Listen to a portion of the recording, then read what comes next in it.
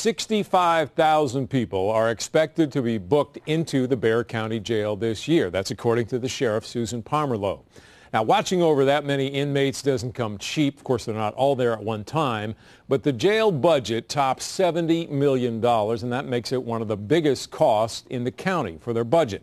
But as News 4 troubleshooter STACEY CAMERON reports, there is one expense at the jail that county leaders just can't seem to control. There is a multi-million-dollar problem inside the Bexar County Jail, detention, officer overtime, and it's busted the budget for years. The county jail is in shambles. So when Susan Pamerleau campaigned for sheriff, she promised to cut that cost. There's always going to be some amount of overtime pay, but it should be manageable. We have to pay attention to it. If I'm doing my job and if the commissioners are doing their job, they are paying attention to it. That is County Manager David Smith. To tackle the overtime problem, his office and the sheriff came up with a staffing plan in March of 2013. We reached what was for us historic agreement on the necessary staffing level to house the jail. Under that agreement, the number of officers is now tied to the number of inmates. So if jail population drops, the sheriff has to let guards go. But when inmate population rises, she can hire. This is supposed to right-size the jail staff and cut down overtime. Part of the budgetary reason you want to do that is to realize some savings in the jail. But if that is the case, where are the savings?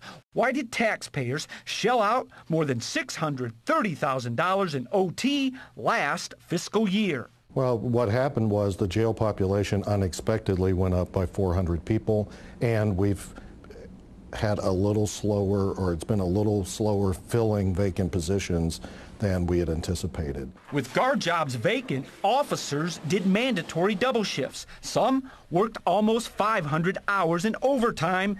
Then a bad situation got worse when guards started to quit and the jail staff took on even more OT. We had some officers that got into the issue where we were having to work so much overtime.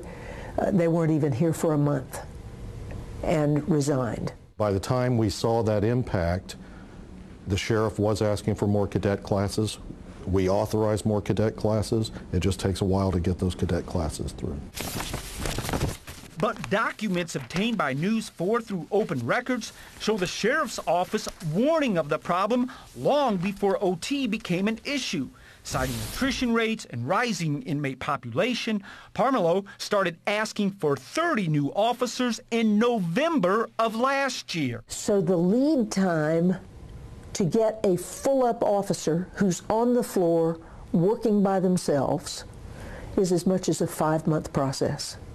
So we have to forecast what our requirements are. But instead of getting the guards, Sheriff Pamerleau got a variety of questions about, validating what the requirement was. There should be some discussion anytime anyone wants to spend taxpayer money on anything. There ought to be some review and discussion. That review and discussion led the sheriff to write this email in May. It's addressed to Smith and the county commissioners, and it says, in part, "We are running short 25 to 35 officers to operate this facility safely and properly. We have seen increases in mandatory overtime. We have seen increases in officer assaults.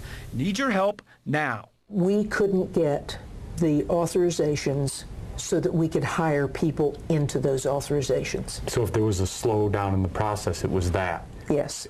2 months after penning that letter, the sheriff was in commissioner's court asking for an extra $500,000 to pay guard OT. We would not be spending the amount of overtime money that we've had to. If county leaders would have simply opened up those positions and let you hire? If the positions that had been approved by the county commissioners been provided to us, we wouldn't be in this situation. Where do things stand now? Well, the sheriff finally got 35 new guards, but until they graduate the cadet academy, the jail is still taking on overtime, and now a new worry.